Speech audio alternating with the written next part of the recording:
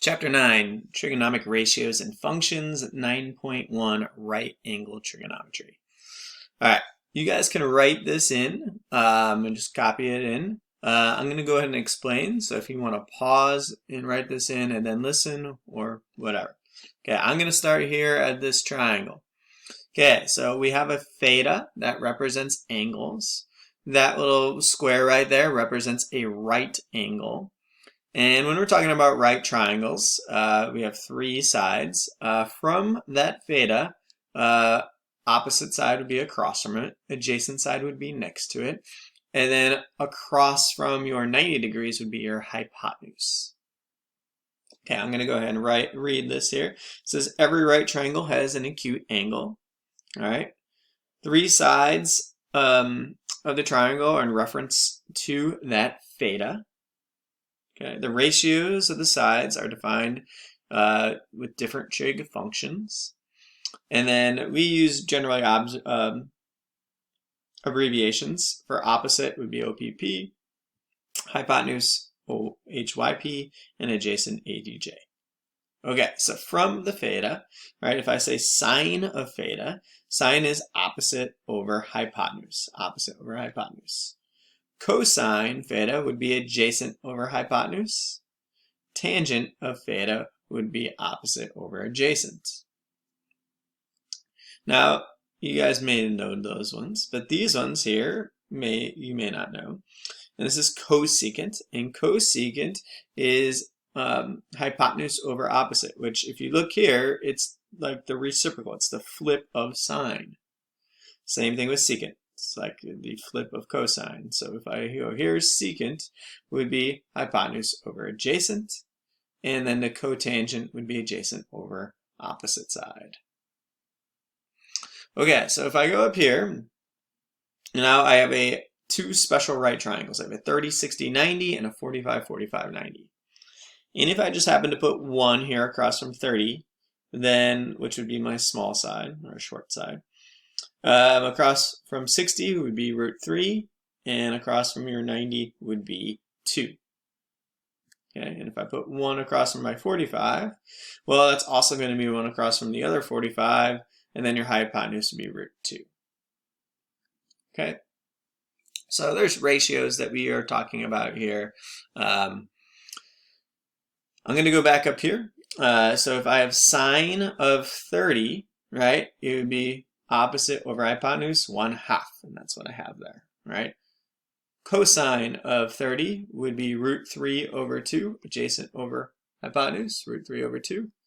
And then if I do tangent of 30, it would be opposite over adjacent, so 1 over root 3. But that's not what I have there, right? I have root 3 over 3 because you have to rationalize the denominator, get that radical out of the denominator. Okay, so what I'm going to do is I'm going to just scoot it on down, and if you want to take note of the operations that I had to change, that's fine. If you just want to write the answers in this one, totally fine as well. Either way. Okay, so pause if you're going to work that out. Now I'm going to go ahead and scoot on down. Let's use this one here. And continue here. So, number 1, concept 1, evaluating trig functions given a triangle. And I'm just going to go ahead and walk you through this one. I'm going to show you something similar. So first things first, I notice I have a right triangle here. There's my theta up on top. You have sides of 5 and 12. You are missing the hypotenuse side. Happens to be a Pythagorean triple right there, but you can also solve with a squared plus b squared equals c squared. All right, so 5 squared plus 12 squared equals c squared. Always your hypotenuse would be c. That's 25 plus 144 equals c squared. That's 169 equals c squared. Take the square root of both sides, and you get c equals positive negative 13. But is there such thing as a negative side length? Nope. So it would only be 13. Then I go over here from that theta. If I label all 6 functions, now that I have 3 sides, sine is opposite over hypotenuse, 12 over 13. Cosine, adjacent over hypotenuse, 5 over 13. Tangent, opposite, 12 over adjacent, 5. And then here, Cosecant, I can just look here and flip it, right? Because it's hypotenuse over opposite. Now it's 13 over 12. Secant, hypotenuse over adjacent. 13 over 5 as opposed to 5 over 13, right? Cotangent, adjacent over opposite, 5 over 12. I can use this, I can use this, it doesn't really matter. All right, go ahead and take a minute and do number 2. Pause now because I'm going to go ahead and show the answers. Okay, there we go. There are all the trig functions. We found the missing side length. That is everything. All right, I'm going to flip it on over. Okay, so now I'm going to kind of walk you through step by step how to do this. And it's really similar to that last one. So if that made sense, you're going to do great. So this one says, evaluating the trig functions given a trig function. All right, so now in the right triangle, theta is an acute angle, and sine theta equals 4 sevenths. Evaluate for the other 5 trig functions. Okay, so it doesn't really matter. It's just depending on where I put theta. If I put theta here, then I know the opposite side is 4 and the adjacent side is 7. I need to go ahead and solve for that side. And again, I'm going to use a squared plus b squared equals c squared. Okay, I got 4 squared plus the missing side here would be b squared, and then my hypotenuse is always the c, 7 squared. 16 plus b squared equals 49. Subtract 16 from both sides to get b squared by itself. B squared equals 33. Take the square root of both sides, and b equals square root of 33 is what I'm going to use. All right, so now I have all 3 sides of the triangle. Now I can find the other trig functions. Okay, so I have my sine, right, already done, so I'm only looking for 5. Cosine theta here is going to be root 33 over 7, adjacent over hypotenuse, and that's all good. Tangent theta will be opposite over adjacent, so that's 4 over the square root of 33. But I can't have that radical in the denominator. I need to rationalize that, so I'm going to multiply by root 33 to both top and bottom. And when I do that, I get 4 root 33 all over just 33. You can look to simplify, but this one doesn't. And there, I'm done. I'm going to continue on. I'm just going to use a different color with my cosecant theta. Well, it's really just a reciprocal of my sine. So I can either just go 7/4. Secant theta. I can look here, or I can look here, right? And what I have is my hypotenuse over my adjacent.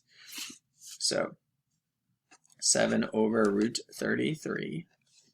And again, that's not okay. I'm going to have to multiply by root 33 to both top and bottom.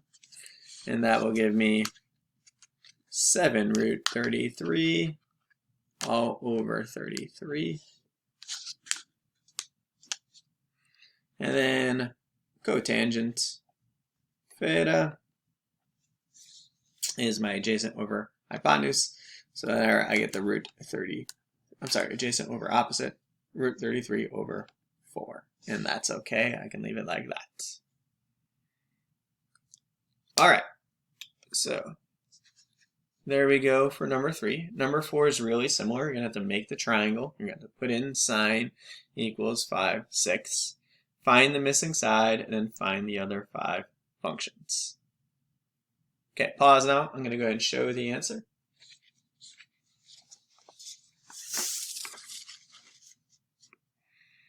Oops.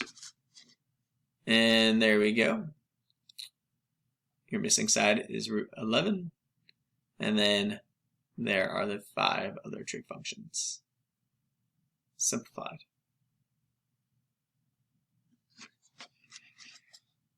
Okay, go ahead and keep on going. I'm going to go down to number 5 here. Finding an unknown sine length. Alright, it says find the value of x of the right triangle.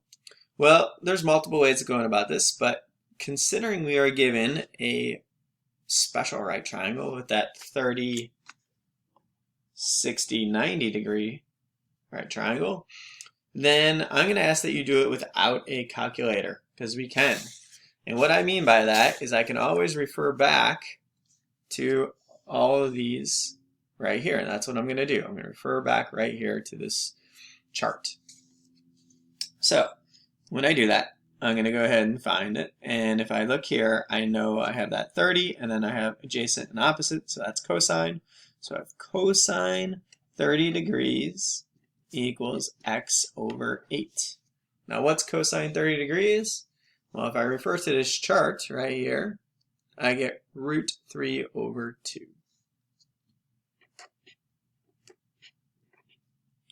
And that equals x over 8. And what I would do is, you can do the old propeller cross multiply. I usually just multiply by whatever to get 8. Oh, I'm sorry, x all by itself. So if I multiply 8 to both sides, I can cross cancel. And now I'm left with x equals 4 times root 3, 4 root 3.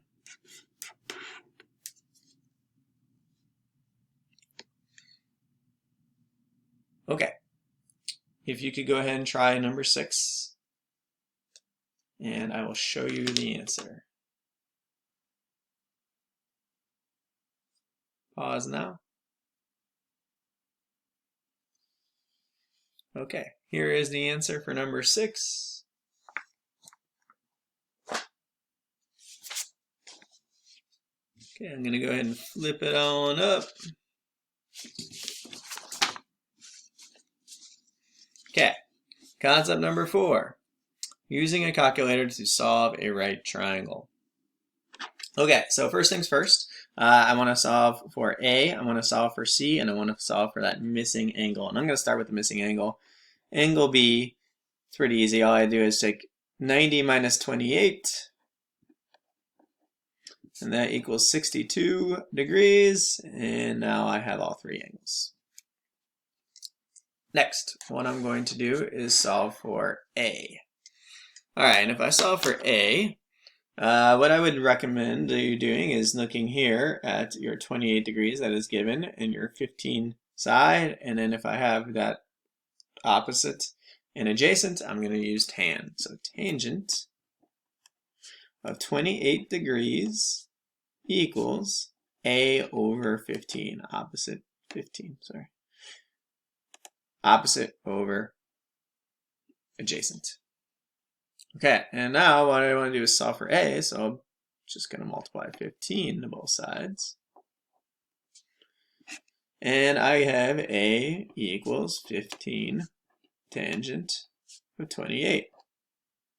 Okay, and that's exactly what you're going to put in your calculator. 15 tan 28, hit enter, and you will get something like this, approximately 7.98. Since it asked me for the calculator version, I'm going to put that in. Now it is an approximation, but that's a good answer right there. Okay, next I'm going to solve for C, right? And I'm just going to continue with the 28 degrees. I could use 62, that's totally fine, but I'm just going to continue with the 28. Alright, and then I'm going to continue with the 15. So I have adjacent, and then C is my hypotenuse, so I'm going to use cosine of 28 degrees equals 15 over C. Now I'm going to do the same thing. I'm going to multiply C to both sides. Alright, and that was a good start, but now I still have C times cosine 28. So now what I need to do is get rid of that cosine 28. So I'm going to divide both sides by cosine 28 degrees. And that will cancel out.